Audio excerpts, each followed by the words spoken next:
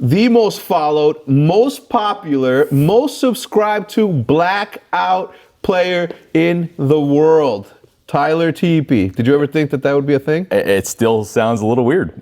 All this newfound success on Twitch that I'm having is awesome, but it's still very fresh. What do you think you attribute it to? I mean, looking at it through the fresh pair of eyes that you're looking at it right now, and you've seen it. Obviously, you saw Jack, blow up this past year. Right. We won't even talk about Ninja because that's an obvious one. But from your group of Call of Duty casters and coaches and all that, how are you experiencing this explosion of popularity? Honestly, I just have a stupid grin on my face when I'm looking at my analytics and stuff, because I've been doing this stuff for a long time. I streamed. It's something I've always focused on a lot, being a streamer, a consistent streamer, even back when I was a pro in Call of Duty, stuff like that.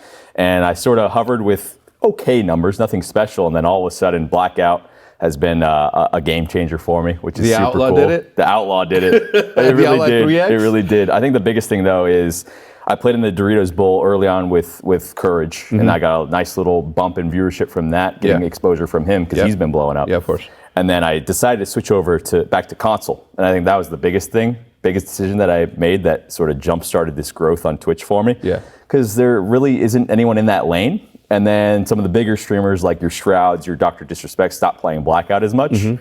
And I was just that guy that was always there every single morning at the same time. The consistency and the amount of hours I've been putting in has just really been paying off for me. How many hours in the last month, let's say? Last month, about 248 hours. 248. What is that? What, divide that by 4 for me. It's like over 10 days. Jeez. No, that's by 4. Oh, by 4. Yeah. 248 by 4. Sorry. So let's see. 40 a week times 4 is 160 hours. And then you add, so a lot. That's the math that comes out of that, the total sum that comes out of it. It's a lot of hours. How does your wife feel about it? Obviously, she's experiencing this with you.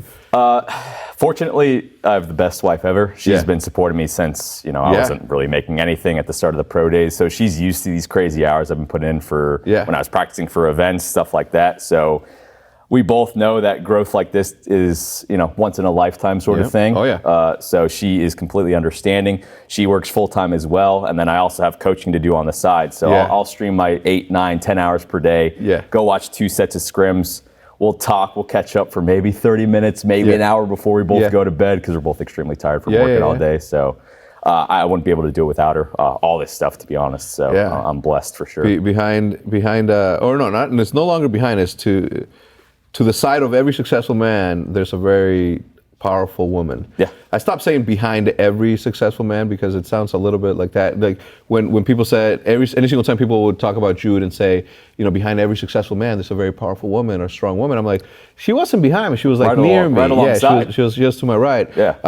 An equal partner. So that's super dope. My question was more like, how is she experiencing this? Because she's seen you, right? Be a pro player, win a championship, a world championship.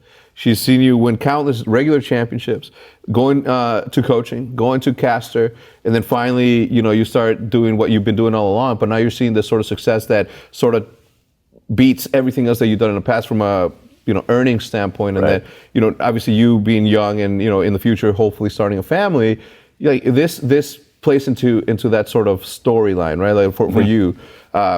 A lot of people that are young are always like, well, I want to spend as much time with my significant other as much as I can. But how long have you been with your wife? We'll be together for 10 years in April, married for 3 though. Married for 3. All right. So that I think is the powerful tool that you need in order to have like a very same page mentality with your significant other that says, babe, you're gonna go work, and I'm gonna go work, and we'll see each other, and we'll try to see each other as much as we can. We're together. We're working towards a common goal, and then obviously this benefits both of you. So that's super, super, super cool, man. It's exciting because when we made this move, we moved to Texas here to Frisco recently. Yeah. And we were sort of, we were both working in Cali. Obviously, that's where we're both from, San Diego, North County, and things were steadily growing for us, just trying to save money, save enough to buy a house, the normal grind that usually most people are in their 20s.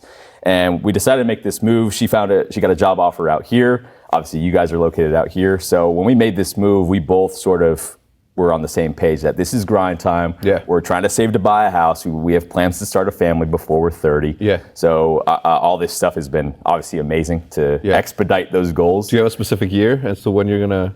It's sort of a, make a deposit. It's like a soft goal of like around 30 if when we want to have kids and start a family and do all that type of stuff. I always told Jude, I always told everybody, I'm like, when I'm 29, I'm gonna have my kid. Yeah. I said at that time I used to say my first kid.